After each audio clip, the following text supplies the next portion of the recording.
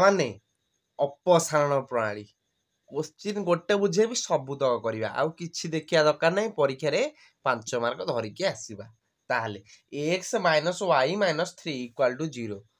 बुझीला पिला माने तो एई क्वेश्चन को समीकरण 1 लिखिबो हैला एतिक लिखि परिबो कि नहीं द्वितीयटा को हमें कोन लिखिबा पुणी 2 लिखिबा एतिक हैला क्वेश्चन एतिक लिखि देबा हमें 1 मार्क प्रथम रु पाइले तापर जिबा 2 नंबर को पिला माने 2 नंबर रे कोन करिया पिला माने आगो तमे आकु टेबल कलो x - y - 3 = 0 एठी अछि 3x - 2y - 10 = 0 एतिकी रख बुझीला तो एतिकी रख पिला माने तमे x किंबा y की समान करियो चेष्टा करिवो ताले जदी हम एठी x को समान करियो चेष्टा करिबा ताले एठी हमें केते गुणिया कि पिला माने 3 गुणिया कि नहीं मते कहलो 3 गुणिबा ताले 3 को गुणिले एठी 3x हे जिवो हां कि नहीं ताले एठी हमें 3x 3 गुणियारू 3x हे गला ताले एठू जेहेतु गुणा होजी सबुठी हमें गुणिबा ताले 3y भी करिया पड़िबो हां कि नहीं 3y हे गला एटा 3 तेरी केते हे जिवो 9 हे जिवो कि नहीं मते को एतिकी बुझी पाइलो कि नहीं मते बुझी पाइलोनी मते को एतिकी बुझी पाइला तो ताले वर्तमान समीकरण टी कोन हे गला समतुल माने समान हे गला x टा समान हे गला बुझिला तो ताले प्लान देखो जदी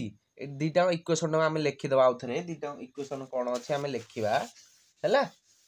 देखो देखो कोन लिखिबा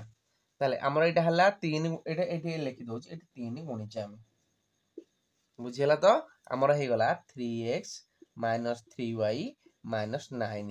0 हां कि नहीं पिला माने एपटे -9 अछि एपटु गले कोन हे जिवो कहला देखिया +9 कि नहीं मते को हे गला तो एपटे 3x - 2y एपटे -10 अछि एपटु गले +10 हबो कि नहीं मते कहलो हैला तो हैला वर्तमान गोटे 11 टाणो जदी तमर वर्तमान प्रथम समीकरण सहित किछि भी मतलब नहीं तमे ई द्वितीयटा को चाह द्वितीयटा को चाह जदी एठी प्लस अछि एठी तळे माइनस करिवो जदी एठी माइनस अछि एठी प्लस करिवो जदी एठी प्लस अछि एठी माइनस करिवो एतिकी कि नाही मते कुह बुझियला तो ताहाली पिला माने 3x - 3x केते 0 बुझियला -3y एठी a माइनस ला वैल्यू नाही एठी प्लस हे छि -3y + 2y केते -y हां कि नहीं एपटे 9 - 10 केते -1 ताले y रो वैल्यू केते -1 कटि गले केते 1 कि नहीं बुझिला तो ताले y रो वैल्यू 1 द्वितीय रे कोन करिबा एई y रो वैल्यू को नै कि हमें समीकरण 1 रे पुट करिबा y रो मूल्य समीकरण 1 रे प्रयोग कले